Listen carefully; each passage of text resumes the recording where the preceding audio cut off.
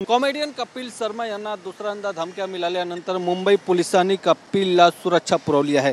कॅनडामध्ये कपिल शर्माच्या कॅफेवर लॉरेन्स बिश्नोई गँगकडून गोळीबार झाल्यानंतर मुंबई पोलिसांनी हे खबरदारीचा पाऊल उचलले आहेत। कॅनडानंतर मुंबई पुढचा टार्गेट असेल अशी धमकी लॉरेन्स बिश्नोई गँगकडून कपिल शर्माला दिली होती।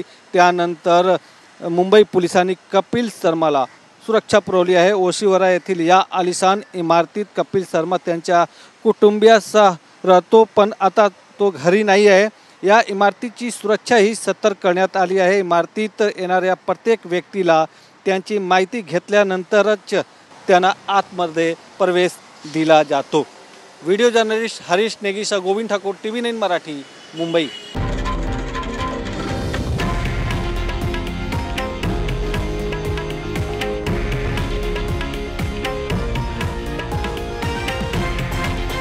हे आहे देशातील नंबर 1 न्यूज नेटवर्क आणि आपण पाहत आहात TV9 मराठी, एकमेव।